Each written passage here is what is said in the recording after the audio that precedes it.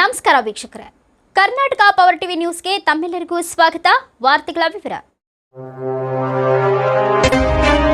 ಬಳ್ಳಾರಿ ಜಿಲ್ಲೆಯ ದುರ್ಗಂಬಾಗುಡಿ ಸಮೀಪದ ರೈಲ್ವೆ ಸ್ಥಳ ಸೇತುವೆಯನ್ನ ತುಂಬಾ ಅದ್ಧೂರಿಯಿಂದ ಉದ್ಘಾಟನೆ ಮಾಡಲಾಯಿತು. ಸೇತುವೆ ಕಾಮಗಾರಿಯಿಂದ ತೀವ್ರ ಸಂಚಾರ ವ್ಯವಸ್ಥೆಗೆ ಅಡಚಣೆಯಾಗಿದ್ದ ಕಾರಣ ಸೇತುವೆ ಸಂಚಾರಕ್ಕೆ ಮುಕ್ತಗೊಂಡ ಹಿನ್ನೆಲೆಯಲ್ಲಿ ನಗರದ ಸಾರ್ವಜನಿಕರು ನಿಟ್ಟುಸಿರು ಬಿಟ್ಟಿದ್ದು ಸಂತಸ ವ್ಯಕ್ತಪಡಿಸಿದ್ದಾರೆ.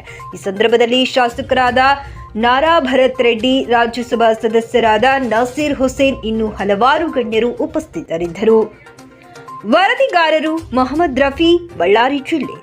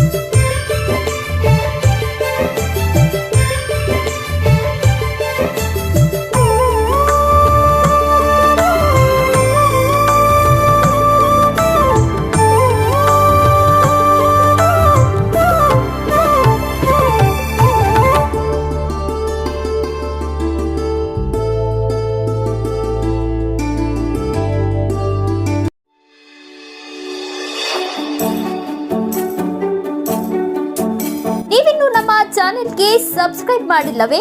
ಹಾಗಿದ್ರೆ ತಡಬೇಕೆ? ಹಿಂದೆ ಸಬ್ಸ್ಕ್ರೈಬ್ ಮಾಡಿ, ಬೆಲ್ ಐಕಾನ್ ಪ್ರೆಸ್ ಮಾಡಿ, ಶೇರ್ ಮಾಡಿ, ಕಮೆಂಟ್ ಮಾಡಿ.